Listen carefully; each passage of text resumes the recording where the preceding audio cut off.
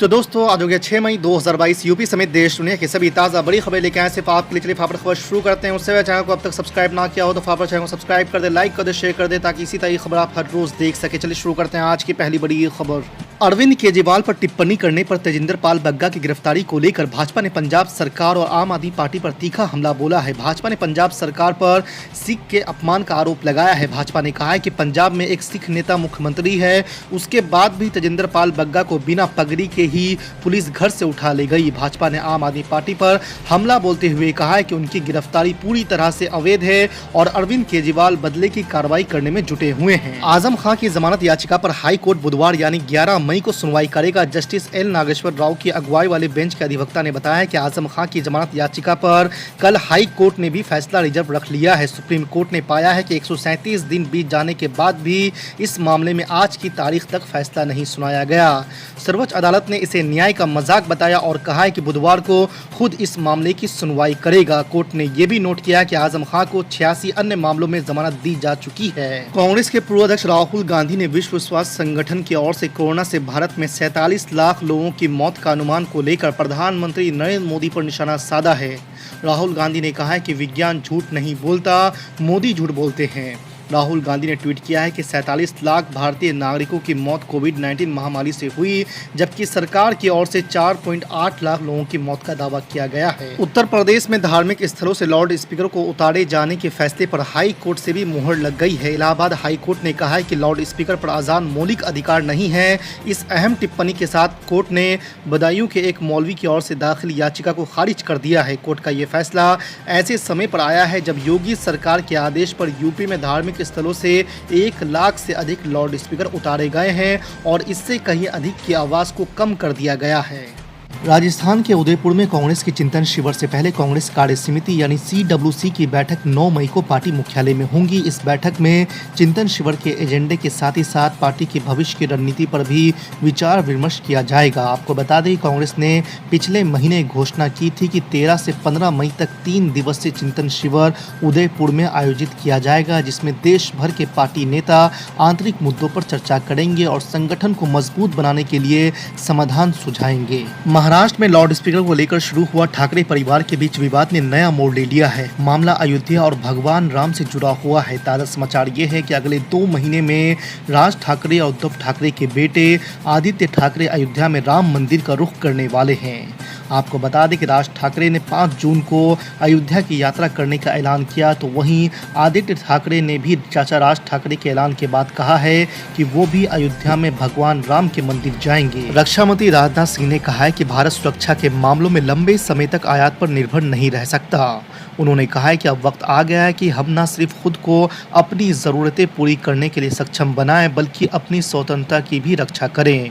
उन्होंने कहा है कि हाल ही के टकराव से साफ हो गया है कि न सिर्फ डिफेंस सप्लाई में बल्कि राष्ट्र हित के लिए किए जाने वाले व्यापारिक सौदों में भी तनाव पैदा होता है। केंद्रीय गृह मंत्री अमित शाह गुरुवार को पश्चिम बंगाल के दौरे पर पहुंचे। पिछले विधानसभा चुनाव के बाद अमित शाह पहली बार बंगाल पहुंचे थे। उन्होंने सिलीगुड़ी में एक रैली को संबोधित करते हुए राज्य की ममता बनर्जी सरकार पर करारा हमला बोला।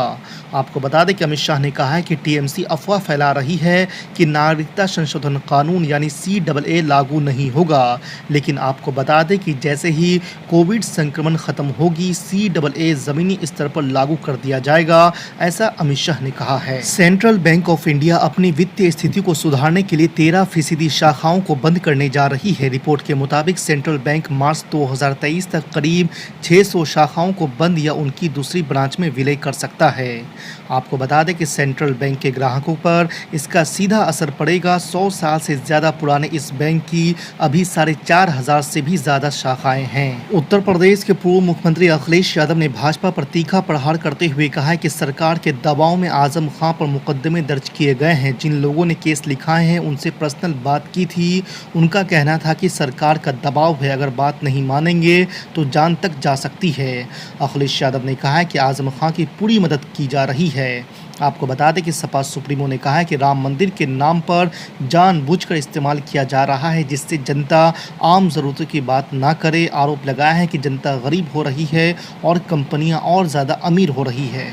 देश में पिछले कुछ समय से हिंसा का दौर काफ़ी बढ़ता जा रहा है। राजस्थान के जोधपुर में हुई हिंसा के मामले में इमाम प्रमुख असदुद्दीन ओवैसी ने ट्वीट के जरिए भारतीय जनता पार्टी और संघ परिवार पर निशाना साधा।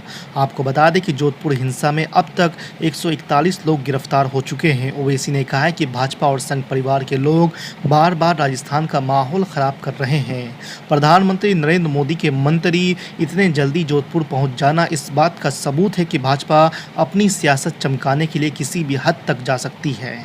चार मीनार बनाने वाले, कुतुब मीनार बनाने वाले, ताजमहल बनाने वाले, किले गोलकुंडा बनाने वाले, लाल किला बनाने वाले कहां है?